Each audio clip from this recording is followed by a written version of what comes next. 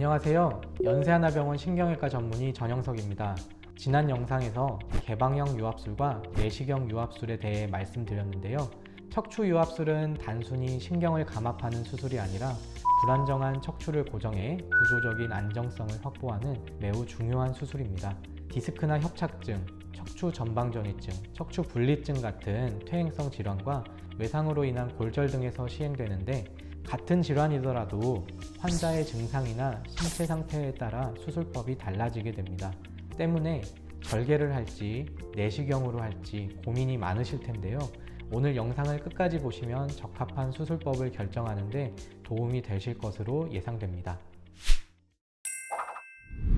지난 영상에서도 말씀드렸지만 척추 유압술은 크게 개방형 척추 유압술과 내시경 척추 유압술로 구분됩니다. 개방형 척추 유압술은 10cm 이상 피부를 절개한 후 근육과 인대를 광범위하게 박리해서 신경을 감압하고 나사목과 인공뼈를 이용해 척추를 고정합니다. 신경이 심하게 압박되어 있거나 불안정한 범위가 넓은 경우에, 그리고 척추 변형이 심한 경우에도 적용할 수 있다는 것이 장점입니다.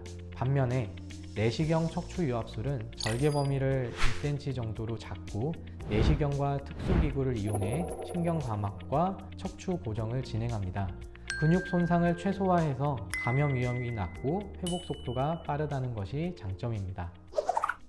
그렇다면 어떤 환자에게 개방형 척추 유압술이 필요할까요? 아무래도 절개 범위가 크다 보니 부담도 커질 수밖에 없는데요. 척추 전방전이증이 2도 이상 밀려나온 환자라던가 협착증으로 인해 신경 압박이 광범위하게 발생해 100m도 쉬지 않고는 걷기 힘든 보행장애나 마비가 있는 경우, 여러 개의 디스크가 손상되어 다발성 유압이 필요한 경우라면 개방형 수술을 고려해야 합니다. 또 운동선수처럼 허리를 많이 사용하는 직업이나 척추 움직임이 많다면 더 강한 고정력을 제공할 수 있는 개방형 수술이 적합합니다. 반대로 내시경 척추 유압술은 척추가 어긋나고 변형이 된 상태가 1도 이하로 심하지 않거나 신경 압박이 비교적 경미해서 불안정성이 크지 않은 경우에 적용해 볼 수가 있습니다. 또 절개 범위가 작은 만큼 출혈이라던가 감염 위험이 높은 당뇨병 환자라던가 고혈압 환자, 그리고 나이가 많으신 고령의 환자분들께 더 안전하게 진행할 수가 있고, 수술 후에 빠른 일상 복귀가 필요한 경우에도 내시경 유압술이 더 좋은 선택지가 될 수가 있습니다. 수술을 고민하는 환자분들은 어떤 수술이 더 좋은 건가요? 질문하실 때가 많은데요. 사실 중요한 건 나에게 어떤 수술이 적합한가를 확인하는 것이 중요합니다.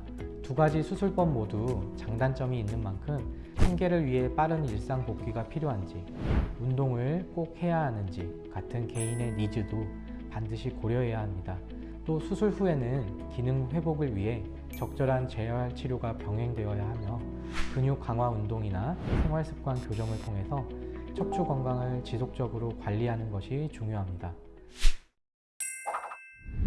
어떤 치료법이든 전문의와 충분한 상담을 통해서 본인의 상태에 맞는 최적의 치료를 진행하는 것이 가장 중요하다는 점 꼭 유념해 주시기 바랍니다.